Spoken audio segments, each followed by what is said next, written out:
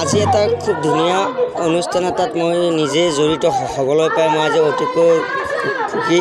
আজি ইয়াত যি সুন্দৰ এটা পৰিৱেশ মানে কি মই নভবা এটা পৰিৱেশ মানে কি মই আশা কৰোঁ এই যিটো মানে কি আয়োজন কৰিছিলে তেখেতসকলৰ যিটো সপোন আছে বা ভৱিষ্যতলৈকেও যেন এনেকুৱাকৈ সদায় যেন এই অনুষ্ঠানটো বৰ্তি থাকক তাকে নেদেখাজনৰ ওচৰত প্ৰাৰ্থনা জনাইছোঁ। আৰু আজি ইয়াতে আহি যথেষ্ট ভাল লাগিলে আৰু মানুহখিনি খুব সহজ সৰল আৰু যিমানখিনি মানে আমাৰ ইয়াত অকল মই বুলিয়ে নহয় যিমানখিনি মানুহ আহিছে ধুনীয়াকৈ আতিথ্য কৰি তেখেতসকলক ধুনীয়াকৈ যিমান যি কৰিব লাগে সকলোবিলাক কৰিছে।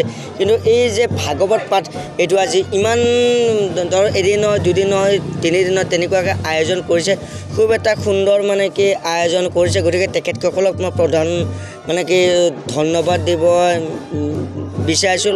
লগতে আপোনালোকৰ চেনেলৰ জৰিয়তে সমগ্ৰ অসমবাসীক এইটোৱে জনাব বিচাৰিছোঁ যে সদায় নেদেখাজনৰ ওচৰত সদায় প্ৰাৰ্থনা জনাই যাওক, আমাক নেদেখাজনে সদায় মংগল কৰি ৰাখিব। আমাৰ সাতামপুৰুষীয়া আমাৰ লক্ষ্ৰাবনগৰ জালিকৰণ চুবুৰীত শ্ৰী শ্ৰী বিষ্ণু মন্দিৰ আমাৰ অখণ্ড ভাগৱত পাঠ প্ৰতি বছৰে পালন কৰি আহিছোঁ।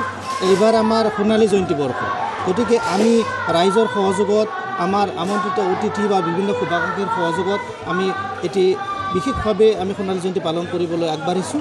আমাৰ বিভিন্ন কাৰ্যসূচী ৰাতিপুৱাৰ পৰা চলিব। আমাৰ 7 দিন 7 ৰাতি প্ৰগ্ৰেমটো চলে। ইয়াত থাকিব আমাৰ ৰাতিপুৱাৰ পৰা বৃক্ষৰোপণ, স্মৃতিতৰ্পণ, পতাকা উত্তোলন আদি কৰি আমাৰ গোটেইখিনি কাৰ্যসূচী চলিল। ইতিমধ্যে অলপ আগতে আমাৰ শোভাযাত্ৰা উদ্বোধন হৈ গ'ল, ভাগৱত শোভাযাত্ৰা। আমি আমন্ত্ৰণ কৰিছিলোঁ বেহাৰবাৰী আউটপোষ্টৰ মুকুতা খ্যাত অশ্বিনী ডেকাক। তেখেত আমাৰ মাজত আহি উপস্থিত হৈছিলে। তেখেতে শোভাযাত্ৰা সকলো উৎসৱ মানে উদ্বোধন কৰিলে। সন্ধিয়ালৈ আমাৰ থাকিব বন্তি প্ৰজ্বলন কাৰ্যসূচী। তাৰ লগতে আমি বিশেষভাৱে এইবাৰ ভাবিছিলোঁ আমাৰ গাঁৱৰ যিখিনি জীয়ৰী বেলেগ ঠাইত বিয়া হৈ গ'ল সেই গোটেইখিনি জোৱাইকে আমি নিমন্ত্ৰণ কৰি আমি সম্বৰ্ধনা জনোৱাৰ বিশেষ প্ৰচেষ্টা হাতত লৈছোঁ। তাৰ লগত থাকিব আমাৰ যিখিনি বয়োবৃদ্ধ আইতাসকল ককাসকল আছে, আমি সকলোকে সেৱা কাৰ্যসূচীৰে সামৰিব বিচাৰিছোঁ এই সোণালী জয়ন্তী বৰ্ষ উদযাপনৰ জৰিয়তে। আৰু আমাৰ শেষৰ দিনা থাকিব ধৰ্মালোচনী সভা।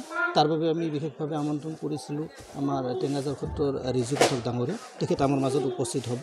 গতিকে আমি উদযাপন সমিতি তথা চুবুৰীবাসী হৈ সমূহ ৰাইজক আমি আমন্ত্ৰণ জনাইছোঁ, আদৰণি জনাইছোঁ। আমাক সহায় সহযোগিতা আগবঢ়াওক।